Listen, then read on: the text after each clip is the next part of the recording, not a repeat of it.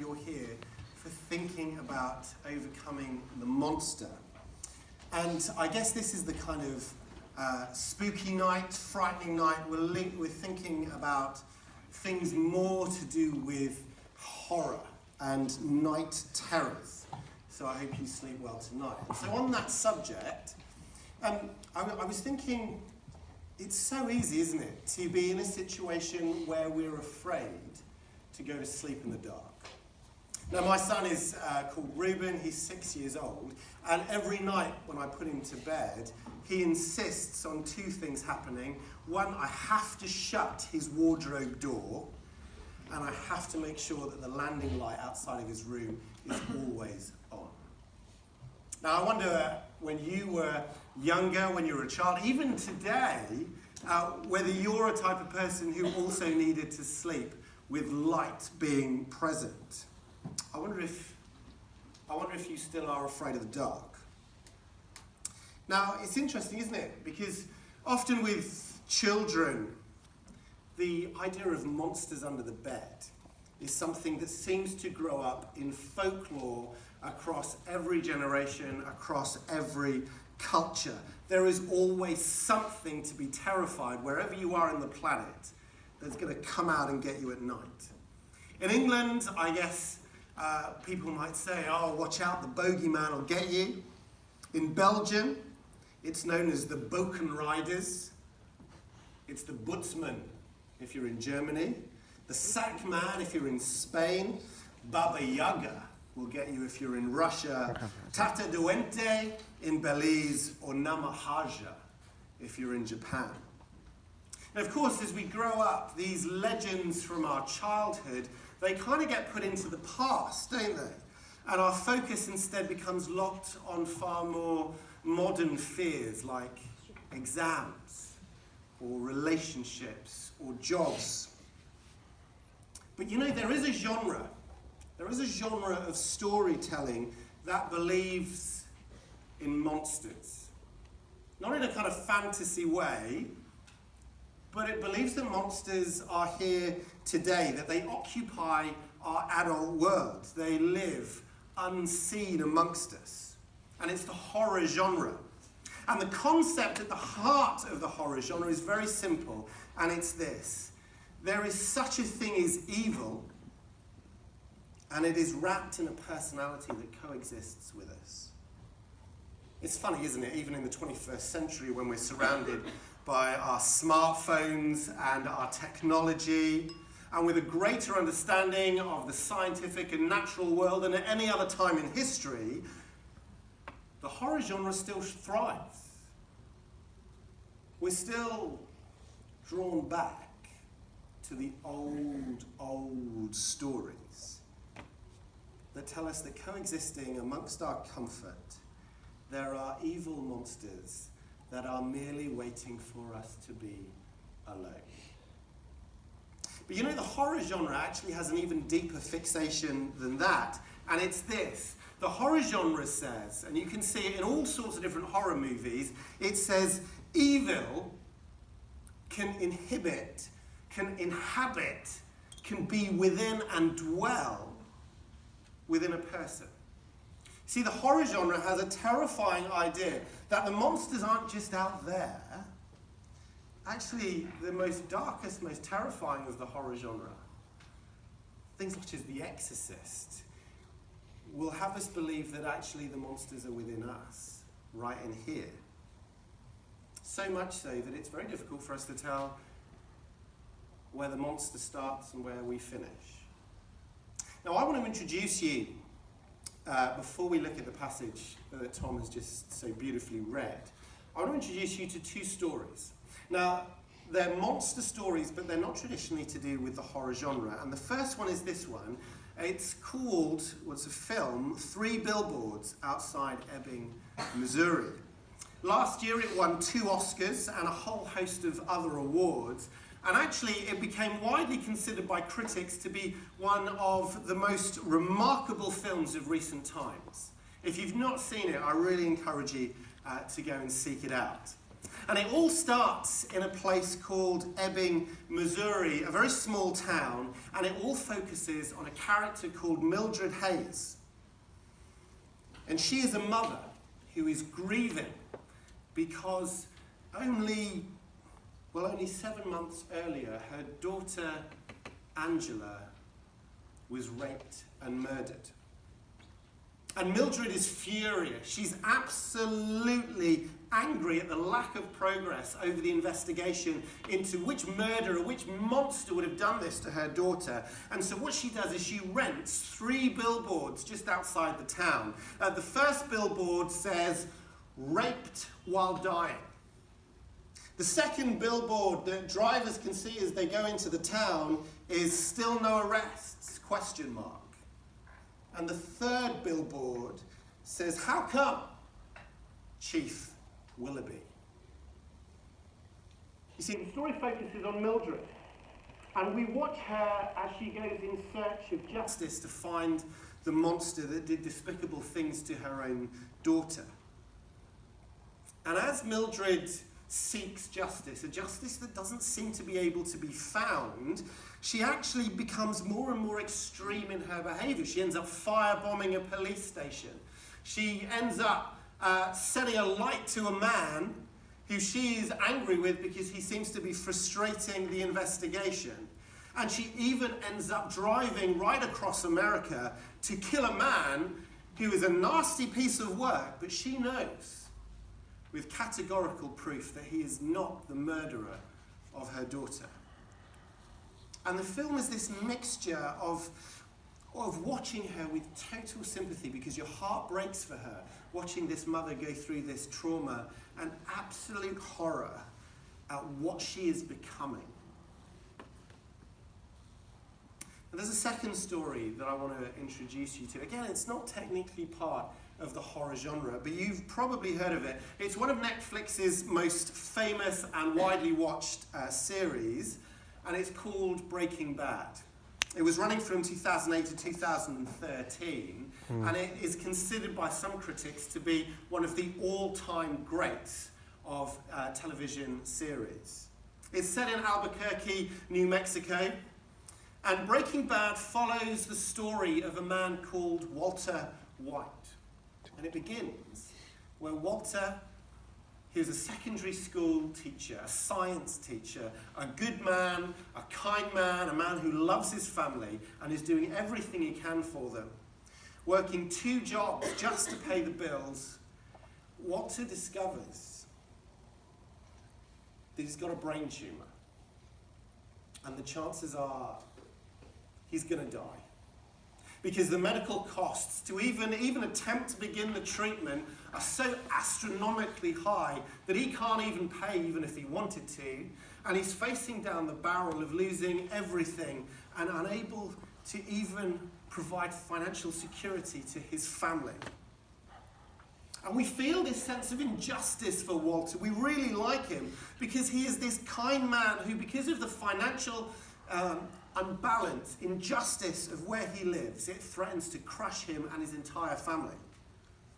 And initially, what he does in order to just give a chance, just give a hope, he links up with his former student, a guy called Jesse. And Walter and Jesse eventually, they begin to make crystal meth, an illegal drug, and they begin to sell very, very small batches of this stuff, and it grows to become more and more popular, and suddenly the money is coming in. And Walter, in order to manage this new industry that he's embarking on to save himself and save his family, he takes on the name Heisenberg. And because of his drug-related activities, Walt, over the series, eventually finds himself making more and more extreme decisions in order to keep the money flowing in. He ends up killing someone. He poisons a child. He frames his friends. He betrays those he loves. He develops a level of cruelty and ruthlessness of absolutely frightening levels. What do both these stories have in common? Well, they've both been absolutely acclaimed by our culture, held up to say, look, these are great stories. But what is startling is they both make one single signature point, and it's this. If there is no ultimate way to get justice in this world, you end up becoming the very monster you hope to destroy. If there is no ultimate justice in this world, you end up becoming the very monster you hope to destroy. And that is the claim of horror movies, that people are monsters, and the greatest monsters are within us.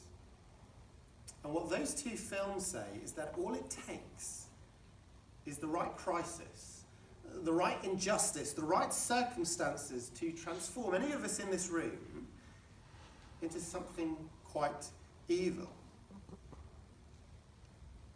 Think about last week. Did you read any of the reports or see any of the news broadcasts about Liam Neeson, the actor? He had revealed in an interview, just before his kind of big film was released, he'd revealed in an interview that 40 years ago, a personal and close friend of his was horrifically raped. And the perpetrator was never caught. And in his fury, and in his anger, and in his hurt, and in his upset, well, he confessed to a journalist that he ended up wandering the streets in areas associated with the ethnicity of the rapist, wandering around with a weapon, hoping that he could somehow get vengeance by somehow attacking someone from that community. You see, Liam Neeson did the unforgivable in our society because in a moment of weakness, he revealed his inner monster. And can I say something absolutely controversial this evening? I'm really not sure I'm any different. And I don't think you are either. You see, who of us has never been angry? Who of us has never said or done anything that we've regretted when we've looked back at it? Who of us has never been vengeful? And who of us has never deliberately sought to inflict some sort of hurt on another person? In fact, if I'm talking about me, I don't even have to be provoked by some terrible injustice to lash out at other people. I'll do it if I'm jealous. I'll do it if I'm disappointed. I'll do it if I'm envious. Do you know, I'll even do it if I'm tired. I will find myself hurting other people just to medicate my own pain. You know, I cannot escape the fact that despite what the world tells me, here's my confession for the night, I am responsible for countless moments of injustice. Now, call it selfishness, call it self-centeredness, call it weakness, call it lack of self-discipline. The Bible uses an ancient word for it, and it's called sin. And that word means anything that we do or think which is contrary to the way that our Creator has called us to live. And if you're wondering, He's called us to live in absolute harmony with both Himself and everyone else. I was wondering whether I would share this with you tonight, but I think it's helpful to illustrate the point. A number of years ago, I'm not going to go into details with it, I was leading a team and a whole host of people got very, very badly hurt. It was so serious, I enrolled myself to get some counselling. And over many sessions, the counsellor did everything in conversation to get me to say to myself, look, Matt, it's not your fault. Look, it's other people were the cause of it. It was just the circumstances. It wasn't you. And I really tried to say that and think it. And I really thought I believed it sometimes, but there was just no peace. There was just really no peace about it. And the weird thing was, the only place that peace came was when I actually put my hand up and say, no, the whole thing wasn't my fault, but I was partly responsible. And there is a corner of that jigsaw, of that whole picture, where I was the one who was causing the injustice. It's interesting, that's when peace came to me. I found freedom when I was able to put my hand up and say, actually, there is something about my past in which I acted like a monster. And the freedom came when I was able to say, do you know, in my future I will probably be a monster again. But why? Why was it so hard for me to say that? Well, look at Liam Neeson. He chose last week to reveal his inner monster, which he committed 40 years ago. And our society, our culture, social media lit up in total judgment and with an absolute desire for justice for that sin that he did to be slayed. And the judgment fell on Liam Neeson really, really hard, and it fell on him brutally. There were calls for him to cancel all upcoming publicity shots. There were people who said he's never going to work again in the film industry. This is it for him. He is finished. But you know, if you read any of the articles about Liam Neeson, there was a division of opinion because some people said, look, can it really be fair that something that this guy did 40 years ago in his past should be punished now? And yet other people said, look, there's got to be justice. You can't just allow monsters, even if they're just attitudes, to freely wander and roam. They must be challenged. There must be punishment. There must be justice.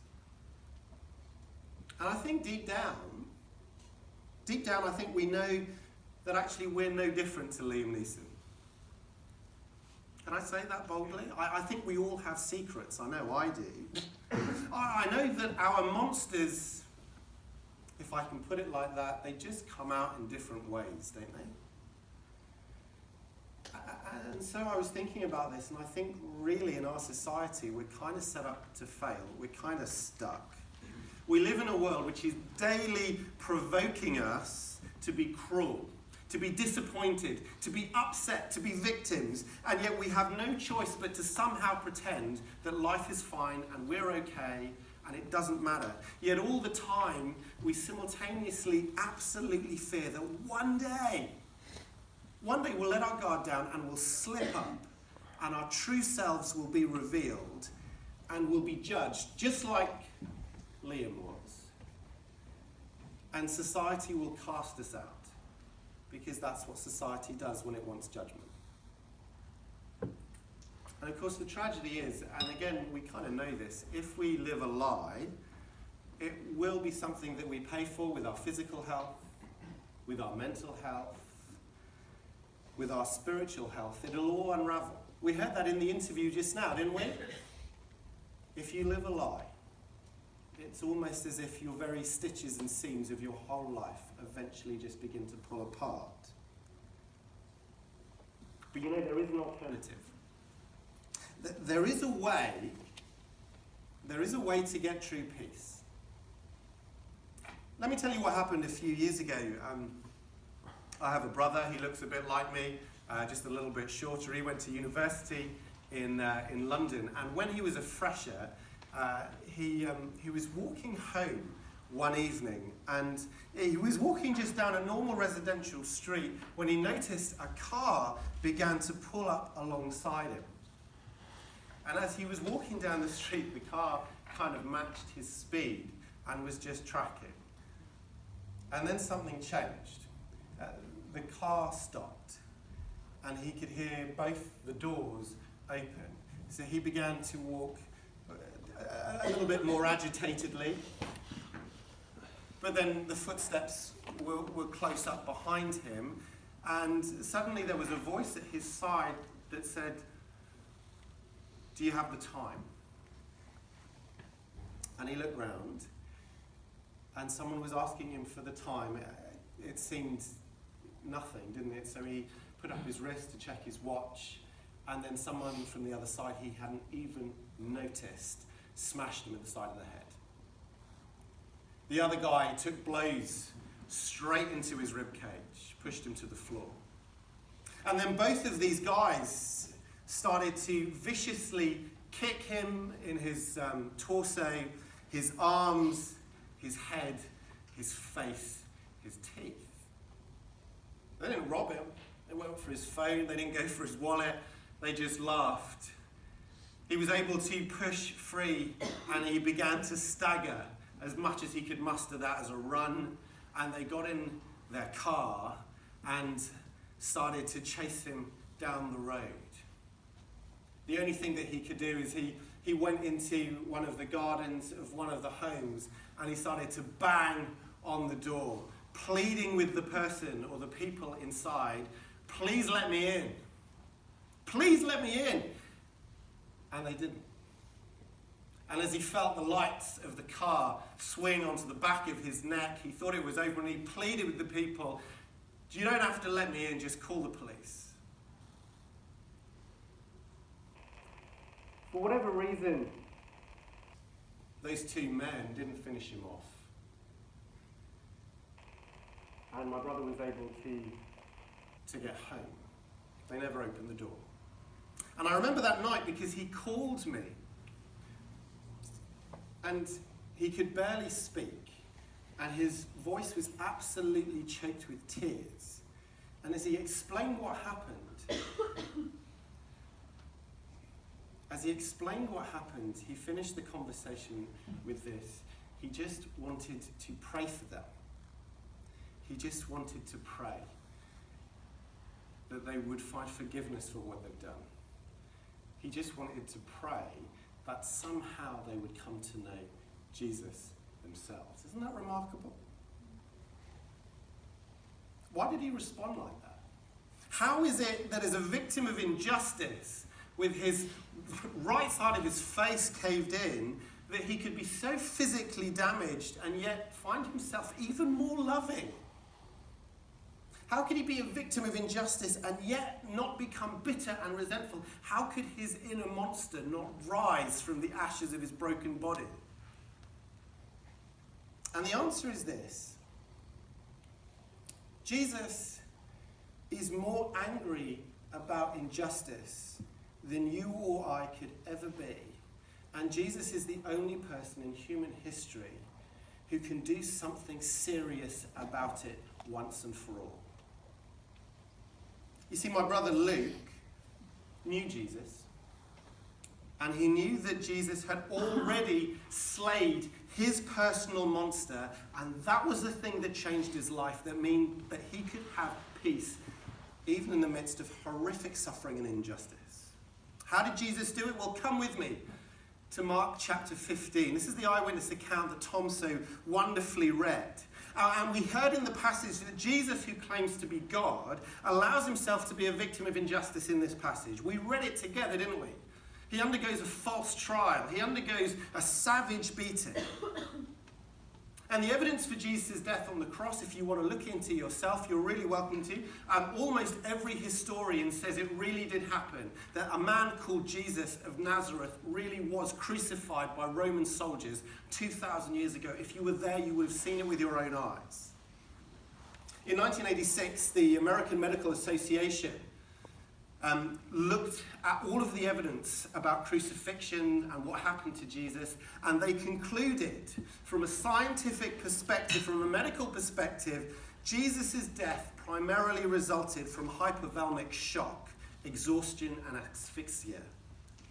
You see, they said, look, we looked at the detail, and as the Roman soldiers repeatedly beat and struck the victim with the full force of iron balls, broken pieces of pottery and glass, it would have caused deep stretches of his flesh to fly off.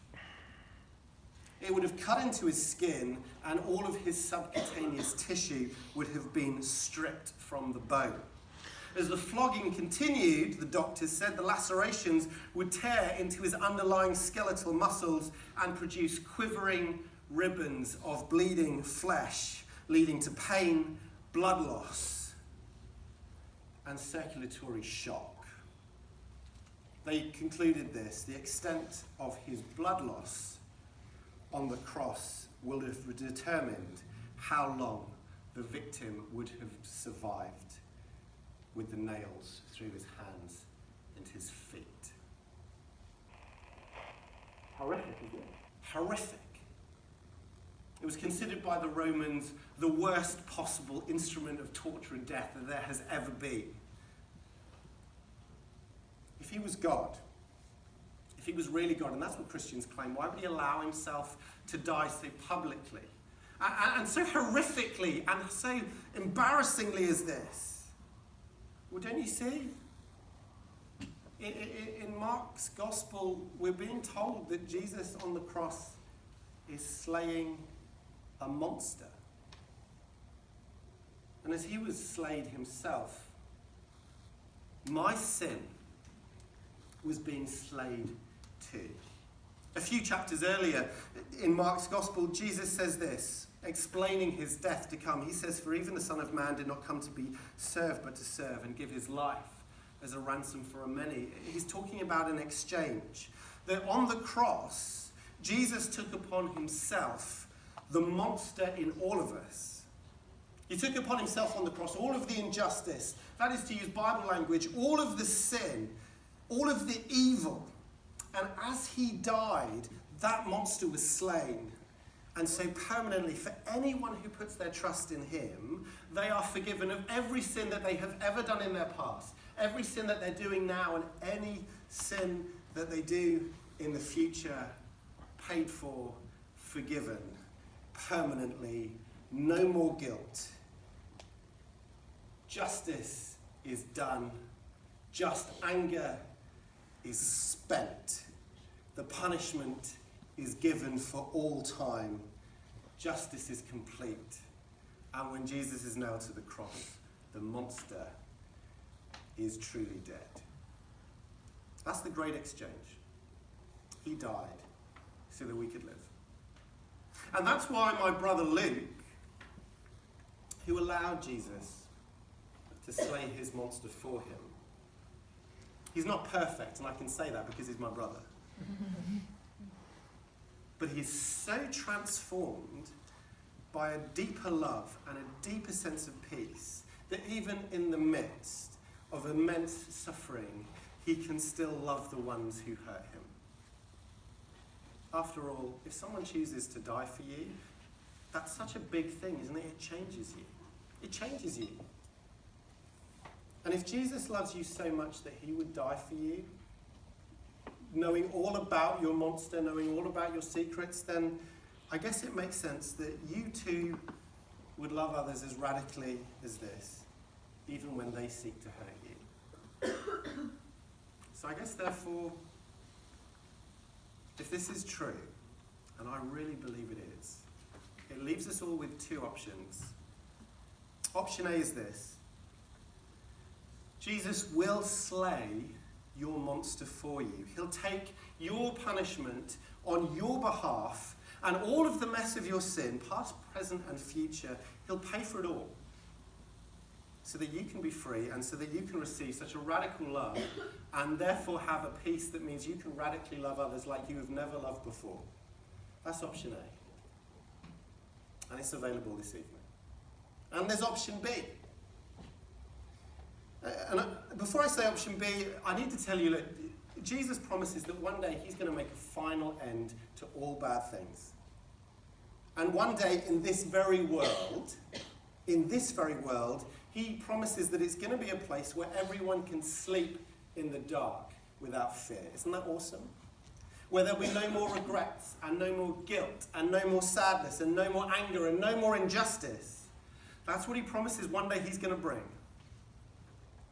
And so option B is this: if you will not allow him to die for you, then justice still needs to be done. And that justice will mean that you actually get what you want. And you'll have to deal with your monster, your sin, yourself. But you won't be doing it in his fear-free world.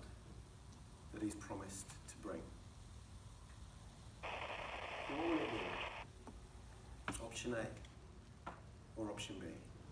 These are big questions. I'm just going to give just a few moments really to reflect on that, and we're going to watch a short video.